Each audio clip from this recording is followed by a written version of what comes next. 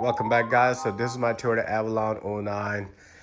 It's a limited model, so the problem that we had, my driver's seat, of course it has auto seat, all those function and features. However, the lumbar support kind of like was not moving. So when it's stuck on the mode where it's inflated, and it's very annoying and uncomfortable while you're sitting.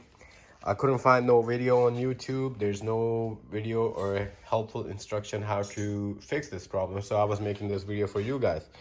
So just in case if you run into this problem where your lumbar is stuck and it's not moving, this is what you're gonna do. If your seat moves back and forth, everything is fine when it comes to the electrical component and electrical fuse. Now what you need to do, we're about to show you. All right, so we are right behind the driver's seat. Here's my brother actually gonna show you. What we did was, you're gonna have to remove this panel from under the seat, get that loose from those clips.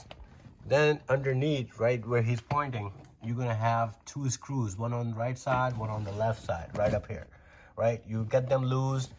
After that, your panel will be kind of loose from the bottom, all right? Now, we're gonna show you how to remove this panel here. So let's remove the panel. Yep.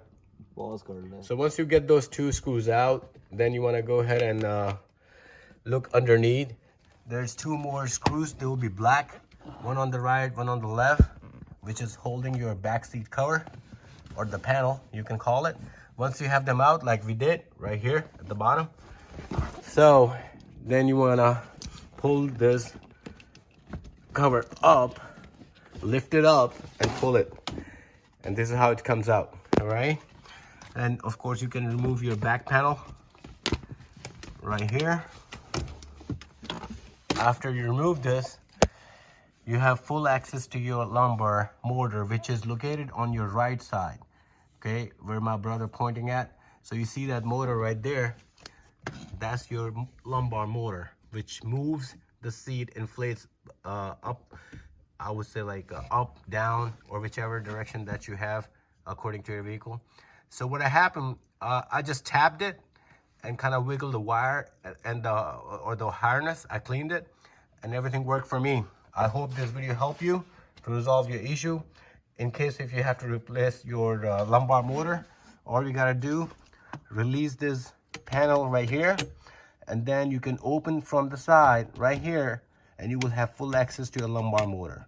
All right, please like and subscribe. Let us know if you had any trouble or what was your comment or experience. Thank you.